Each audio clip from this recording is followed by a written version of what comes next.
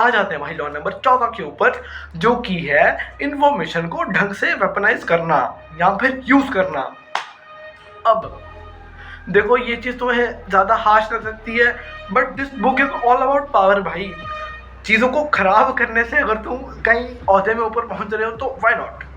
ठीक है, देखो लॉ सिर्फ इतना कहता है कि अपने पास कोई जासूस रखो, और बेटर होगा कि खुद जासूस बन जाओ, क्योंकि भाई you can't trust any human on this earth except yourself. देखो भाई कुछ लोग पेरेंट्स को एक्सेप्शन बोल देंगे या फिर दोस्तों को, दे आर ह्यूमंस, ठीक है, they have their needs, they have their wishes, और पैसा भी बहुत बड़ी चीज़ है, तो मुझे बहुत ज़्यादा कुछ बोलने की ज़रूरत नहीं है कि क्यों खुद पे ही भरोसा करना चाहिए।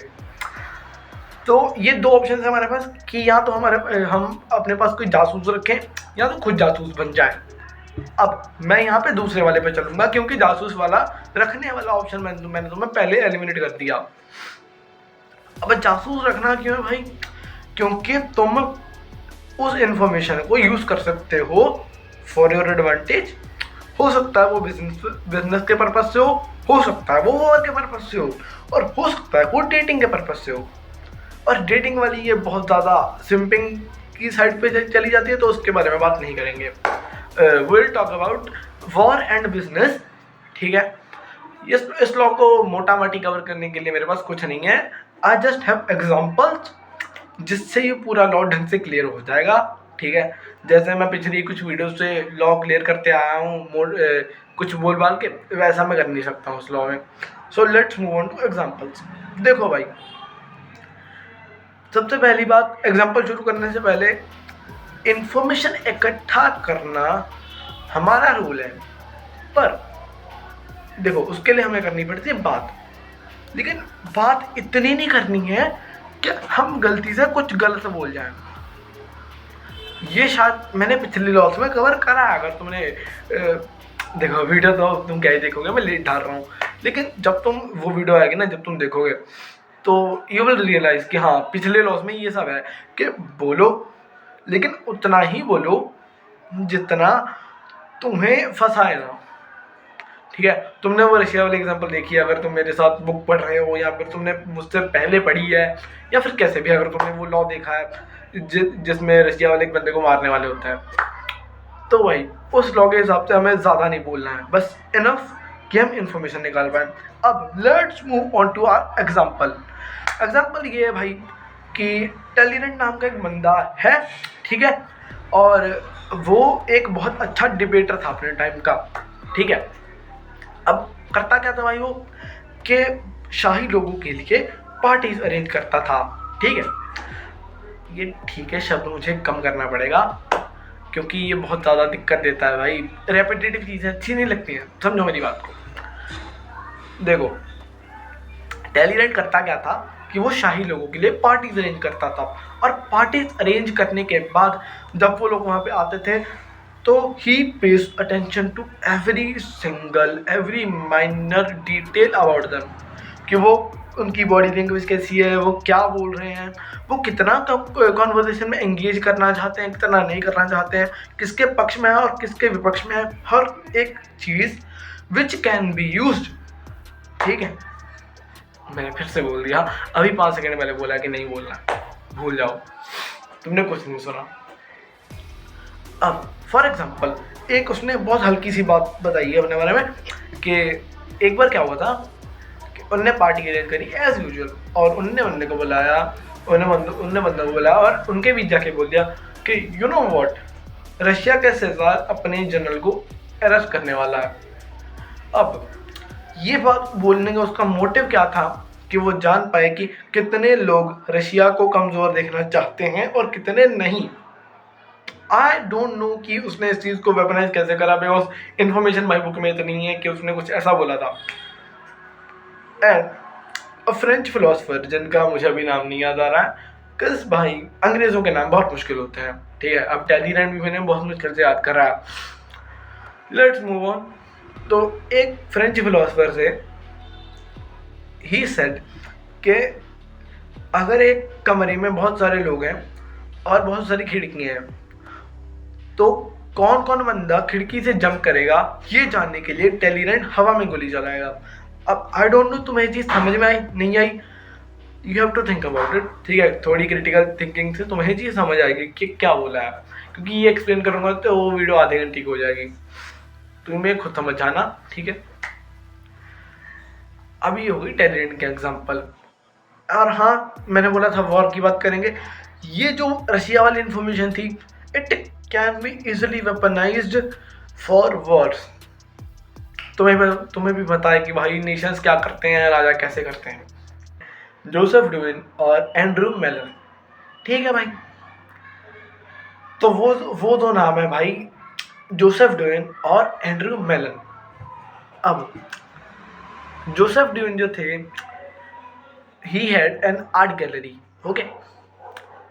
और रही बात एंड्रू मेलन की, तो इट वाज नहीं भाई, वो इंसान है, ही वाज एन इंडस्ट्रियलिस्ट। ठीक है, और एंड्रू मेलन की बात कर, नहीं एंड्रू मेलन, फक फंबल नहीं, हाँ, जोसेफ ड्यूइन की बात करी जाए तो he ruled the art gallery का मार्केट। ठीक है, हर कोई बंदा उन्हीं से आर्ट पीस लेता था, तो he had something kind of monopoly in this. But एक बंदा था जिन्हें टारगेट करना हर किसी के बस की बात नहीं थी, जो थे एंड्रू मेलन। अब बाकी लोगों ने उनसे बोला कि देखो, एंड्रू मेलन में घमंड बहुत है और उन्हें अपना क्लाइंट बनाना तुम्हारे बस की बात नहीं है। और वो बोले कि देखो तुम लोग, अब मैं कुछ ऐसा करूँगा कि एंड्रू मेलन मुझसे ही खरीदेंगे और मुझसे ही खरीदेंगे, मेरे अलावा किसी से नहीं। दिस वॉज क्या बोलता हूँ इंग्लिश में, कॉन्फिडेंशियल स्टेटमेंट। हाँ, कॉन्फिडेंशियल स्टेटमेंट। तो उनने करा क्या कि धीरे धीरे एंड्रू मेलन के बारे में इंफॉर्मेशन निकालनी चालू करी, धीरे धीरे कि वो उन्हें पसंद क्या है, वो किस टाइम पे क्या करते हैं, कहाँ जाते हैं, किसके साथ सोते हैं, एटसेट्रा। हाँ, तो जैसा कि मैं बता रहा था कि जोसेफ ड्यूइन ने एंड्रू मेलन के बारे में धीरे धीरे इंफॉर्मेशन निकालनी चालू करी। हर एक छोटी से छोटी डिटेल, वो कब उठते हैं, कब सोते हैं, कितने बजे क्या खाते हैं, कहाँ जाते हैं, किसके साथ नहाते हैं, 10 तरह की चीज़ें। और एक पॉइंट ऐसा, जब उनके पास इतनी इन्फॉर्मेशन हो गई कि एंड्रू मेलन की बीवी के बाद जोसेफ ड्यूइन थे जो उन्हें इतना जानते थे। एंड्रू मेलन रुकते हैं लंदन के एक होटल में 3rd फ्लोर के ऊपर। ठीक है, और जोसेफ ड्यूइन ये जानते हुए उसी होटल में अपना एक रूम बुक करवा लेते हैं 2nd फ्लोर पे। जोसेफ ड्यूइन ने धीरे धीरे एंड्रू मेलन के बारे में इंफॉर्मेशन निकालनी चालू करी। और एक पॉइंट ऐसा, जब उनके पास इतनी इन्फॉर्मेशन थी जितनी एंड्रू मेलन की बीवी के पास भी नहीं थी उनके बारे में। ठीक है, तो एक बार क्या हुआ, 1926 के टाइम पे एंड्रू मेलन रुकते हैं एक होटल में, लंदन के होटल में 3rd फ्लोर के ऊपर। ठीक है, और ये जानते हुए जोसेफ ड्यूइन भी अपना एक रूम बुक करवा लेते हैं उसी होटल में 2nd फ्लोर पे। अब एंड्रू मेलन जा रहे होते हैं भाई आर्ट गैलरी में, और जैसे वो 2nd फ्लोर तक पहुंचते हैं, ही मेट जोसेफ ड्यूइन। ठीक है, एंड ही आस्क्ड कि हेलो एंड्रू, आप कहाँ जा रहे हो? और बोला कि भाई मैं तो आर्ट गैलरी जा रहा हूँ। एंड ही सेड कि वाह क्या कोइंसिडेंस है, मैं भी वहीं जा रहा हूँ, तो क्यों ना हम साथ में चलें। और जैसा कि तुम लोग जानते हो कि भाई जोसेफ ड्यूइन के पास एंड्रू की अनगिनत इन्फॉर्मेशन है, सो ही नोज कि उन्हें कैसे आर्ट पीस पसंद आते हैं। तो धीरे धीरे जैसे वो लोग आर्ट गैलरी पहुंच के आर्ट पीसीस को एक्सप्लोर करते हैं, तो पता है ना तुम्हें कि बंदे कहते हैं कि ये चीज़ बढ़िया है, ये मुझे बढ़िया लगती है। और जोसेफ ड्यूइन ने भी कोइंसिडेंटली सेम चीज़ बोली कि हाँ सही में ये चीज़ बढ़िया है, मुझे भी अच्छी लगती है। अगर टेस्ट मैच कर गया, हमें बंदा पसंद आता है भाई, क्योंकि तुम्हारे दोस्त का टेस्ट भी तो तुम्हारे जैसा ही है। और एंड्रू मेलन थॉट कि भाई बंदा तो बढ़िया है ना, टेस्ट भी इसका अच्छा है आर्ट पीसेस में, तो क्यों ना इसे एक बार विजिट करा जाए। तो जब एंड्रू मेलन लंदन से न्यूयॉर्क दोबारा पहुंचते हैं तो ही विजिटेड जोसेफ ड्वेन की art gallery which was made by Joseph Duveen particularly for Andrew Mellon. तुम्हें पता है क्यों? वहां पहुंचते ही एंड्रू मेलन वाज अमेज्ड कि ये सब वैसे ही आर्ट पीसेस हैं जैसे मुझे अपने लिए चाहिए थे। And that's how Joseph Duveen got a permanent generous client. कहानी होती है ख़त्म।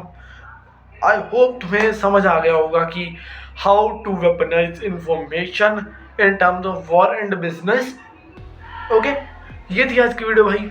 मैं मिलता हूँ तुमसे अगली वीडियो में, तब तक के लिए बाय।